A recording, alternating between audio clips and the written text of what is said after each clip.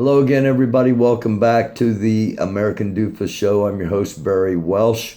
Don't be a doofus. Part 2 of the weekly wrap. Had a little bit of a technical glitch at the end of Part 1. Sometimes those things happen beyond our control. And I thank you for coming back for Part 2. Since we had the glitch, we had a little bit more time than we normally would have at the end of the wrap-up.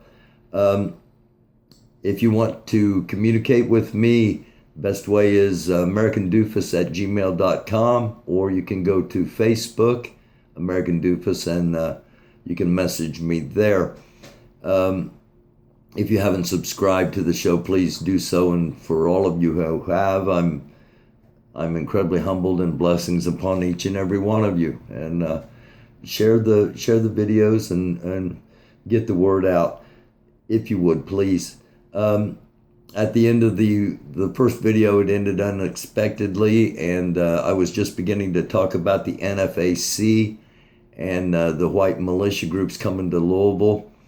And then I was going to wrap up with the live streamers. Again, a recap of the live streamers, trying to highlight and draw attention to what the live streamers do. And I mentioned Corey Elijahwan. I said it again, Elijahwan. Corey Elijah. I hope I don't do that. I've reached out to him about being on an episode. He said he was down with it, and we'll see how things progress. He has a bunch of things going on in his life, as most live streamers do. It's not just they show up and protest and cover what is happening, and then that's all they ever do. No, they all have jobs, they all have functions, they all have responsibilities.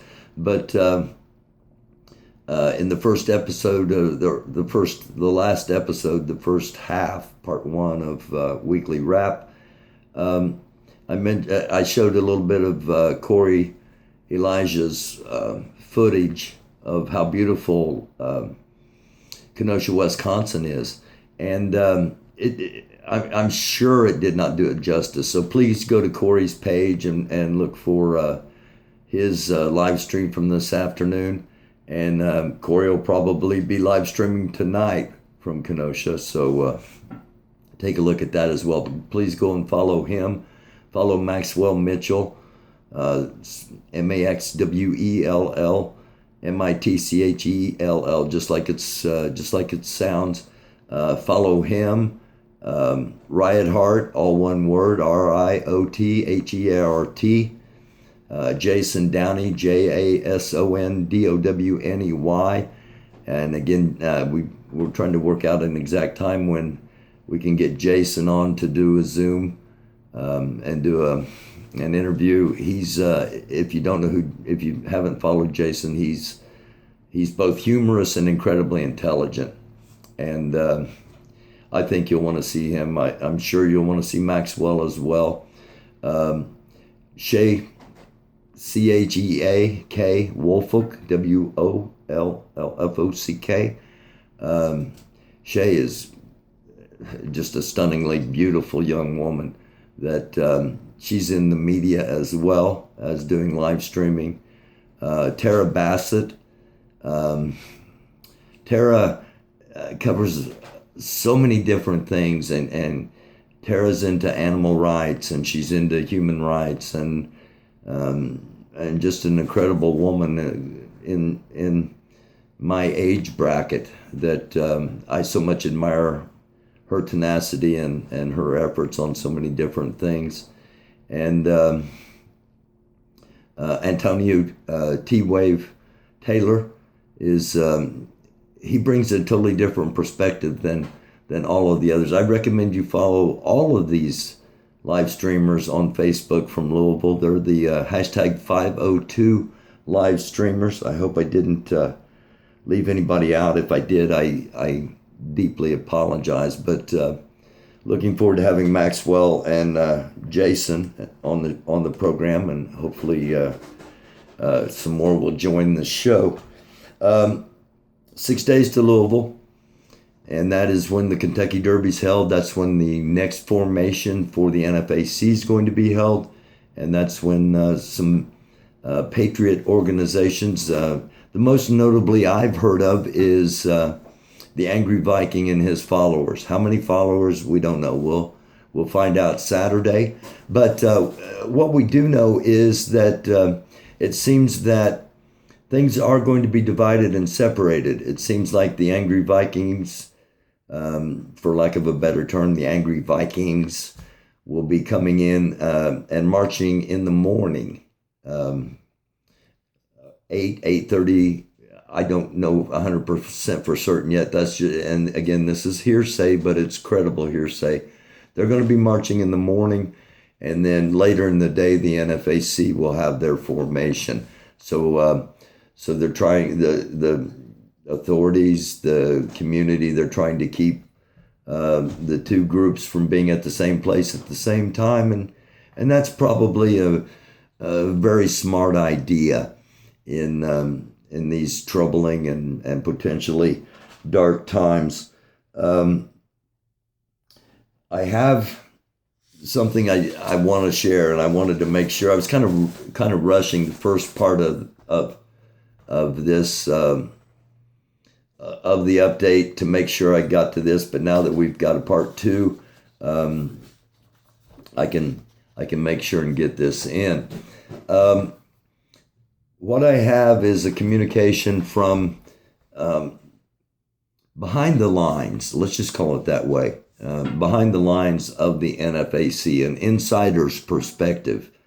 And now this is not a spy, this is not an agent, this is just someone that has seen a bunch of stuff on the internet that they didn't agree with and wanted to communicate with me their feelings. So we might have an idea of inside the NFAC, if you will, so to speak. I'm going to call this person Bob Smith, just to keep total anonymity. And I'm going to read this correspondence in full. Hi, Barry. Blessings to you as you continue to report and seek the truth.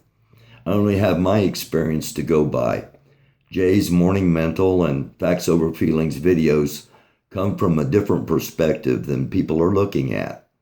For Grandmaster Jay, it appears to be a necessary spiritual calling. The power of unity he is attempting between the black community has not been seen or felt in years.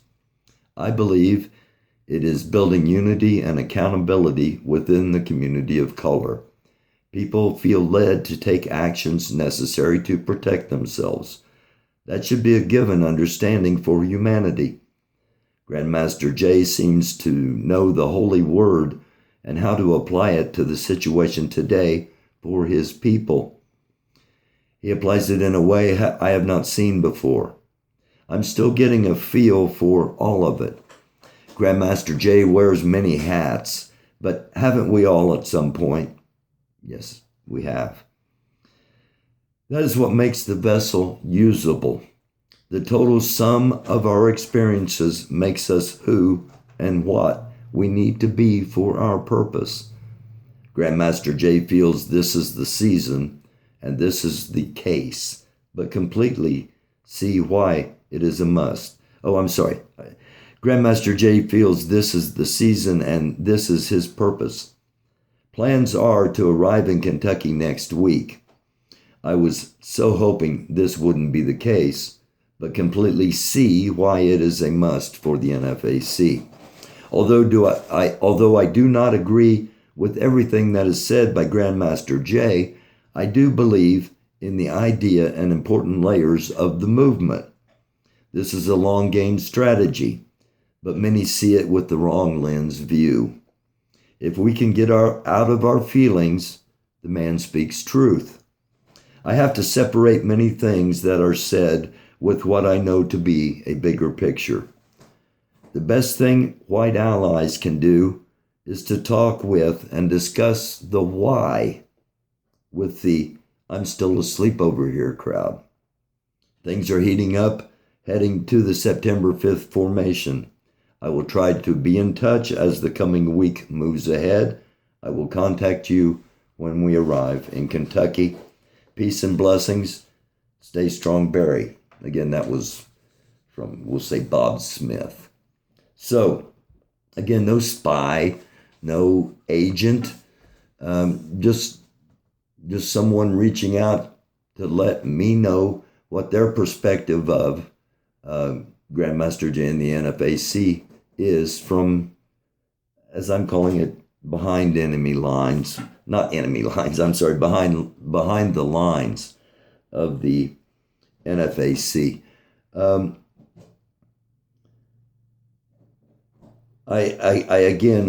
want you to go to Corey Elijah, KOERRIELIJAH, and just take a look at some of his video from this afternoon, some of his live stream, and just see how beautiful Kenosha is, because you're not going to see it you're not going to see it anywhere else.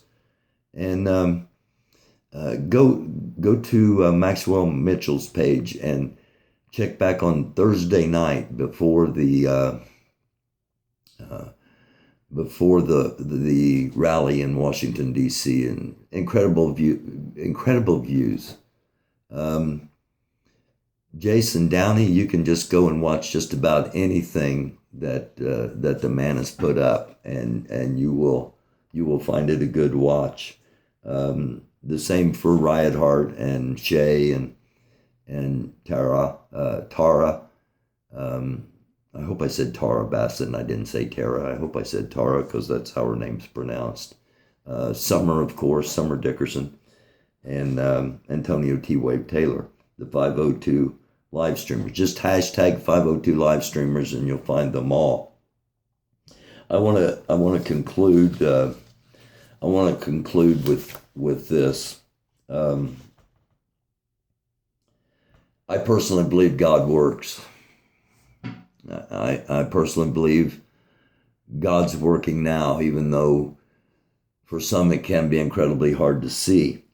I write novels, and I've got 2 novels out. I've got another one that all I'm doing basically is waiting on a cover design. I was going to do a documentary on the Bernie Sanders delegates at the Democratic National Convention before COVID hit. And I was a Bernie Sanders delegate in 2016. I also ran for Congress. And I was a Bernie Sanders delegate in 2016. And I was out on the streets of Philadelphia chanting, "This is what democracy looks like." So I've been there too. But after 2016, I